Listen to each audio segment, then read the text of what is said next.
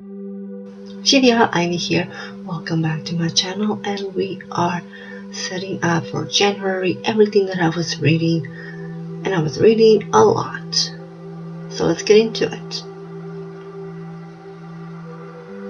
I read 6 books, but 2 books were short. So that's how I end up with 6. Otherwise, it's 1 book a week. I added a couple more books to my reading list, maybe next actually. And if someone has any recommendation for any other books, please write them down. These books that I have are something that I want to read, and some gifted books from my cousin. Now moving on to setting up January, I added a little bit something different. Here, like you can see, not just pages read or formats that I used to do. I also added if I had books from library or if there are books that I owned. So it's so much easier for me then to write it back in my yearly statistics, every book that I've read, how many books I read in January, which were owned, how many physical books, and all that. And I decided to draw in. It was very bad drawing a book that usually I read paperback books. Hardcovers are usually from my library if I find any books that I like from there. January, I kind of wanted to be close as my January for, my bullet journal. Kind of like black. Okay, actually no, these flowers are the same that I used there, but my bullet journal was more silver. This is more yellow, so not exactly. But I kind of wanted to be a close team.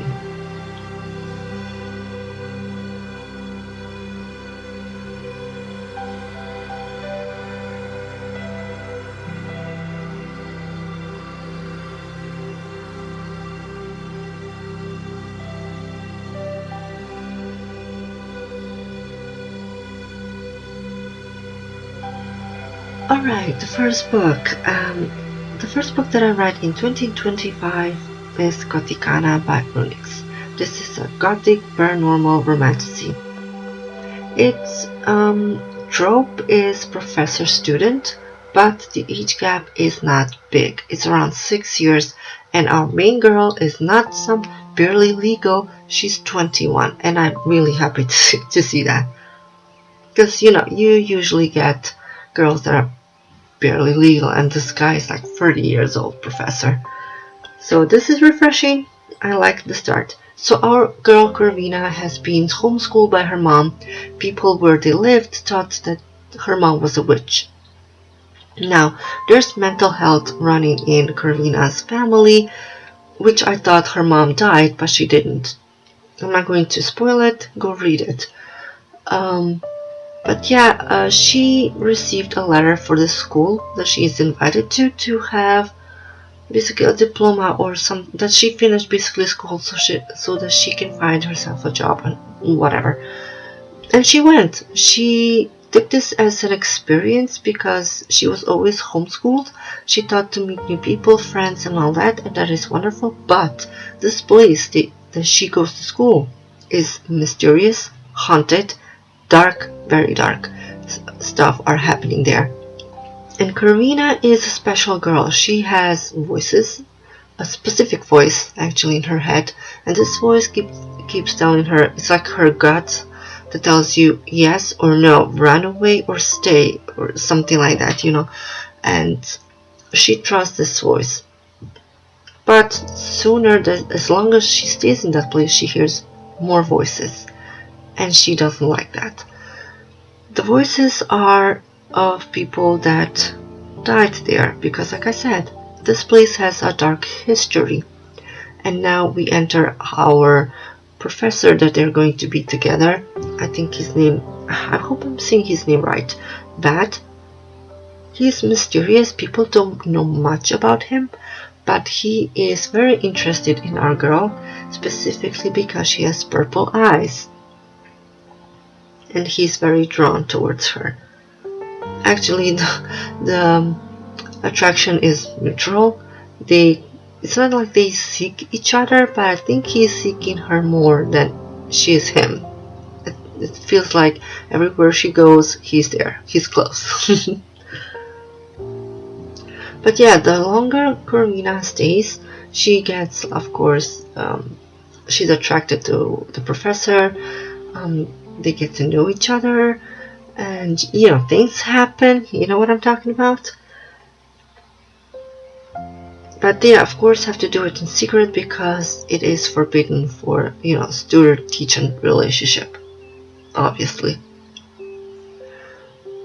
But he has his own secrets, which Karina then later finds out about his family and who he is, and that he's actually tied to this place. But it is a great book, and I didn't see the plot coming, especially at the ending. Even though certain things were not answered, because how is it said? I didn't write this down. That every couple of years, someone goes missing and is actually dead. But after they figured out and found the bodies of the people that died, like it magically stopped. I don't think it did. I'm not so sure. I forgot a little bit about that. Overall, this is a great book if you're into gothic, romance, student-teacher relationship. Each gap is not big. I have to say I really, really enjoyed it. For the first book of 2020, dark, steamy romance, a little bit of mystery, fantastic. And the second book is a second book from this series, and it is Things We Hid from the Light by Lucy Score.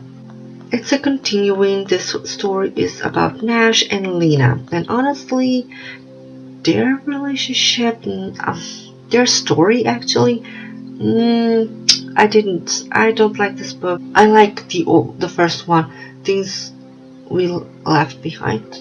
Is that how it's called? I forgot. But I like that one more. I like Naomi and Nox's relationship and the entire story a lot more than this one. It's not bad. It's just, I don't know. It was good, but not for me. What I did like in this book is the relationship between Nash and Lena, how they kind of helped each other. Basically, when Nash got shot in the first book, he barely survived. They're still on the lookout for the person who did it, because he's still out there, and Lena is there because she has a job to find someone who stole her client's car. She needs to find it, and it seems that it's the same guy that shot Nash and who stole the car from Lena's client. And Nash was not happy that she's here, that she's trying to the woman is doing her job, but because it's kind of like tied to him being shot and he's the one looking for this guy, he's a cop, if I haven't said that, and he kind of doesn't want her close, and he was kind of angry at her because she didn't tell him why she is here, what is her job. She doesn't need to tell you what her job is or why she's here. She's here to do her job. That's it. But yeah, what I liked about these two is when Nash was when he was shot, he was so lifeless. He didn't feel like to live. And Lena was the one that brought him back up. Like, stand on your damn feet. You still have to live. You're still young. Let's go. But the way I'm saying it wasn't like that. They were telling each other like certain secrets about their past and all that. They're very open with each other, and I like that. Basically, when Nash told something to Lena, even though she noticed that he was being extremely depressed, she never told, not his brother, nobody. But the moment something was with Lena, he kind of turned his back on her. Like, he immediately, don't you dare be close to my family or my friends. Hello, Naomi's getting married. Lena is invited. She's a bridesmaid. That was kind of stupid, but at the same time, his friend Lucy was the one who did this. It was not fair towards Lena. A lot of things happened in this book about this guy that they are looking for. She looking for the car, him looking for this guy who was in the mafia, who was shooting him. Of course, things escalate. Lena gets kidnapped. And yes, there was a little bit of a twist because you did not expect these people to be a part of this guy, this mafia dude, that they were working for him. Honestly, neither did I, because the way they acted, I would never have thought about it. But yeah, Lena got kidnapped, Nash gets to save her, and blah blah blah, and we have a happy ending. The book, like I said, is not bad. It's just something about them I just didn't connect. I like the story of Naomi and Knox more. But there's a third book, and I will be reading that one and see if I'm going to like that one less or more. We shall see. Now, people love this book. Well, actually, this is The Night Circus. I did enjoy this book. I do like a little bit of a slow fantasy that gives you like time to meet the people, to understand them, the situation, the world, and all that. I'm fine with it. What I'm not fine with is cheating on your partner.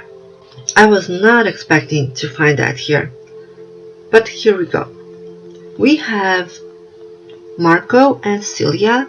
They are these two kids that are bound at some point in their lives that they will go head to head with each other at this challenge that these two grown-ups put them in.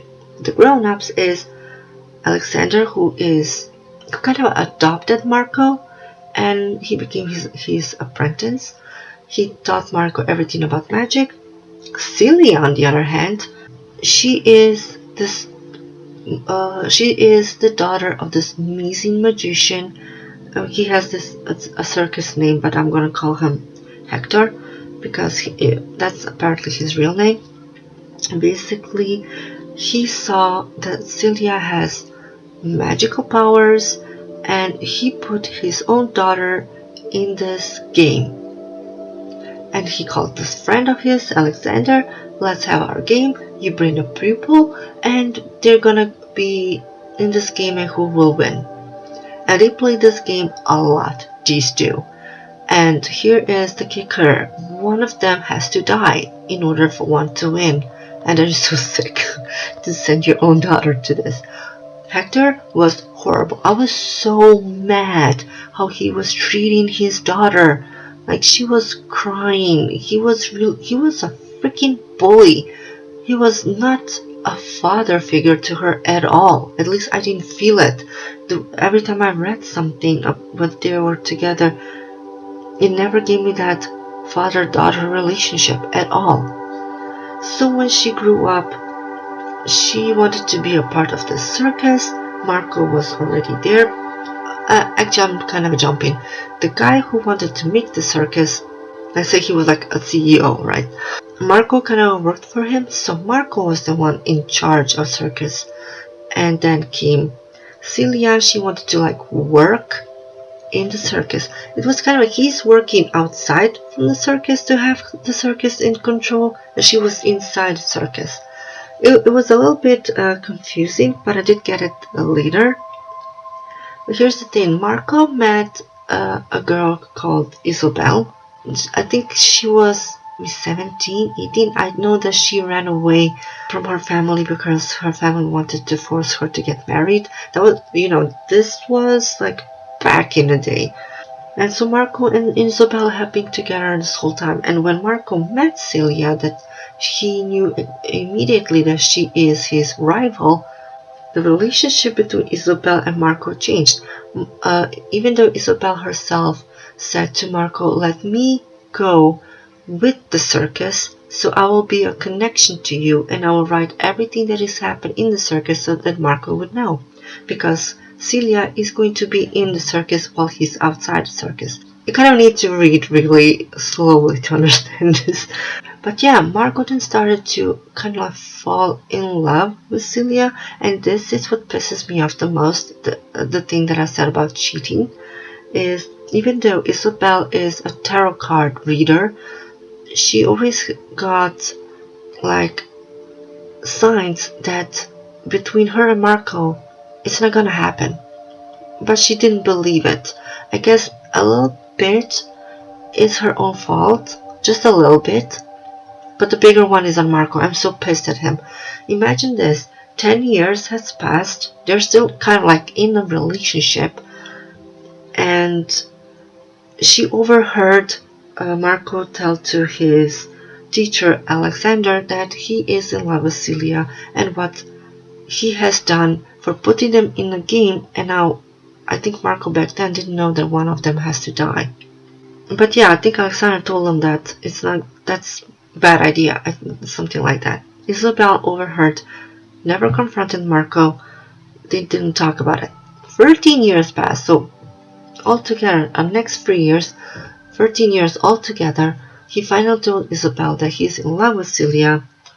Can you imagine a guy taking 13 years away from you, where you, instead of like a lot sooner saying, I don't feel like love towards you, but I would want you to be my friend, and not just to be a connection to the circus, but I want you to be my friend.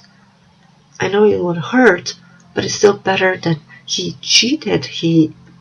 Celia and Marco got together, and then he told Isabel that he's in love with her and he wants to end the relationship.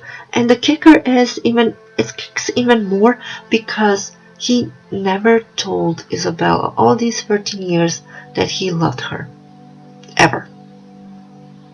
And that took one entire star away from the book. So this, if cheating wasn't involved, this book would be so high rated, but it's not. But overall, the magic and how everything was described, it was wonderful. The book is wonderful. I just wish cheating was not there. I just didn't like that. I really didn't like that.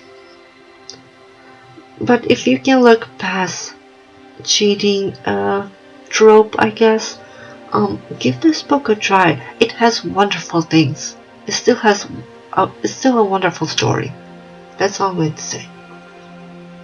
Okay, this is the last long book. The other last two are going to be short, and this is Emily Wilde's Encyclopedia of Fairies. I hope I said this right.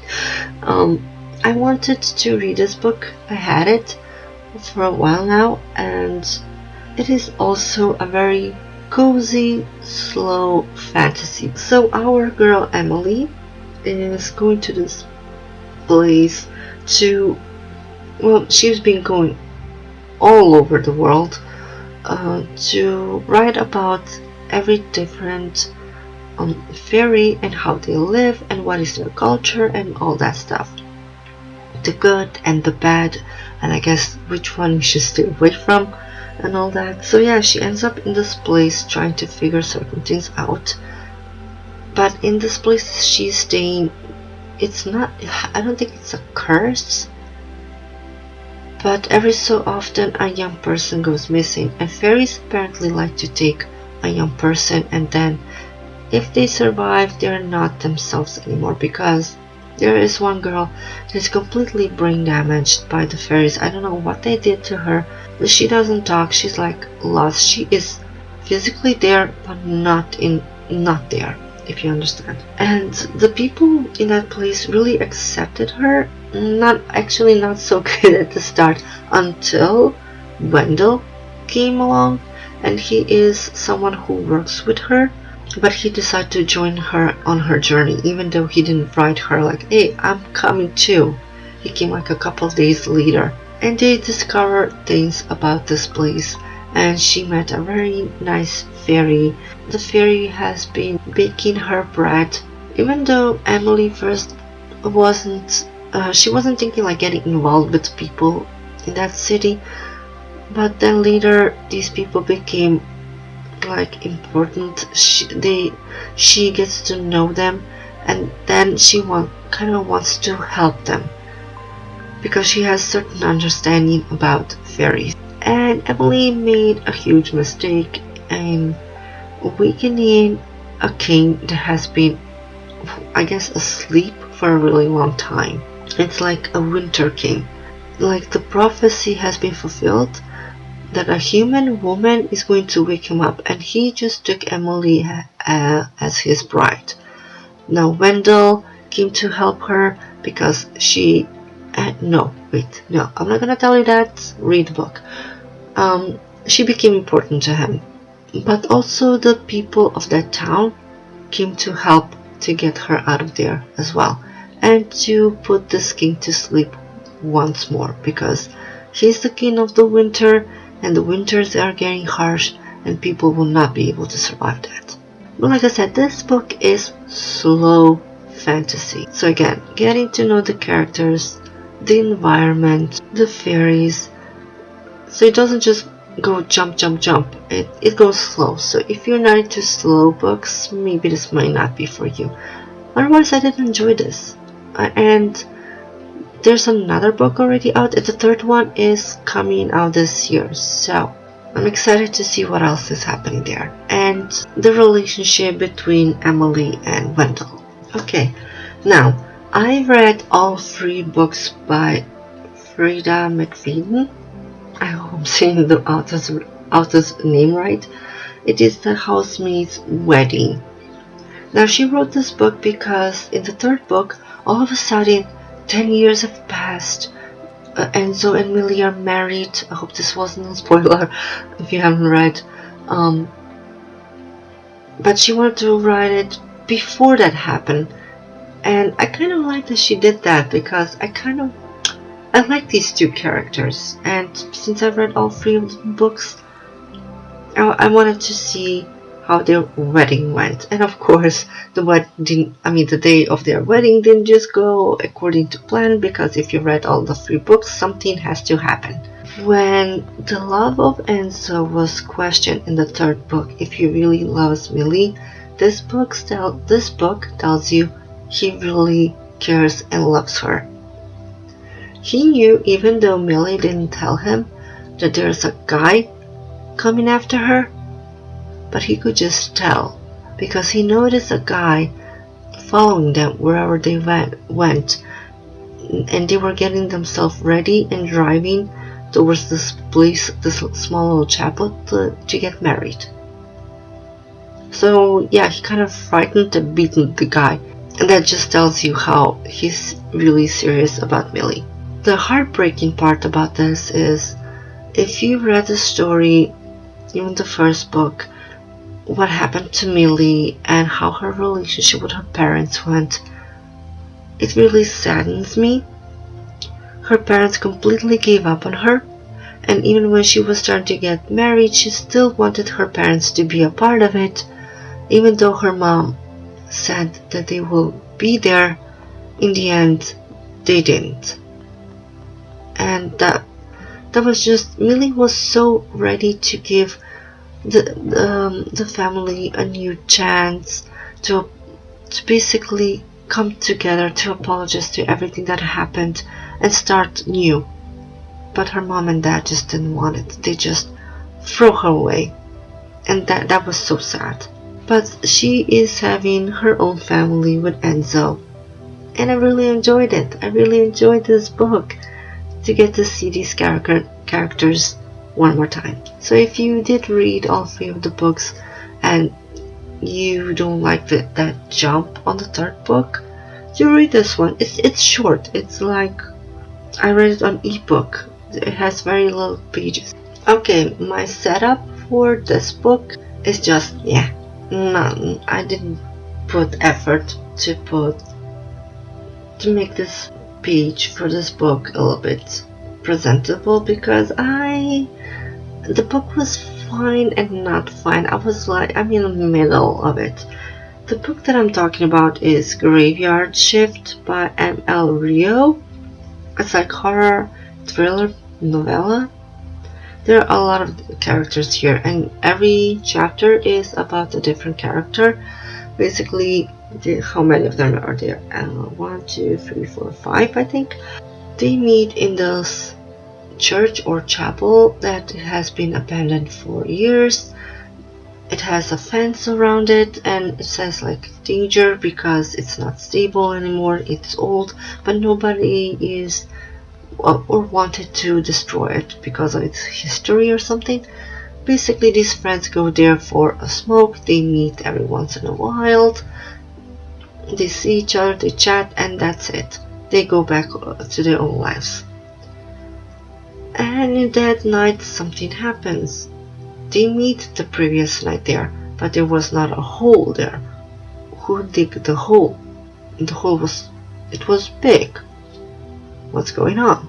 And then we get to learn that one person doesn't have nor a job nor a place to stay, and is staying in the church, and it's not good because the church is old, mold, fungus, you know. I forgot which one of them it is actually staying there, and another girl, Eddie. I know that Eddie was there because she is an editor. She wanted a story, and sometimes she didn't want to leave. She wanted to figure this place out, like get a story. Why is there a hole? What is happening? And in the end, they did find out there's a guy dragging something and throwing to that hole, and it were rats, dead rats. But something wasn't right. Now this story is mostly about people that have insomnia, they can't sleep, and it's about testing a drug to make these people be able to sleep. And one of those test subjects was Hannah, one of the friends, but nobody knows that, only she does. And as she was a subject, or she was receiving these pills, I guess it kind of helped, and all of a sudden she was like cut off. She didn't receive nothing, no word from the doctor or whoever she was in contact with. And then she found out the guy who was dragging those rats and buried them. She got a hold of him, and she figured out the side effects of these pills. And that's basically the entire story. To like, what Eddie wanted is the story to spread it out, what is going on, and how much time Hannah has until symptoms will be caught up to her. Like I said, the book is not so bad. I guess because it's a novella, it's kind of a rushed. I didn't feel it. I don't know. It was okay, but And now, my favorite book of the month is Gothikana. Yes, you may be wondering why, but the two books that were head-to-head and had almost the same points were Gothikana and The Night Circus. But like I said, The Night Circus would have won this month if it wasn't for cheating and everything that I explained back then. So Gothikana won for this month. I enjoyed it. This book to me is great. I liked it. Here are all the stars that I gave to all of the books. Pages that I read. One was from the library. 2 books I owned. 3 books and free audio and free ebooks that I've been reading this month. And that would be all. I hope you enjoyed my little video. I hope to see you in my next one, and do write down what books you read in January, and I hope to see you next time. Ciao ciao.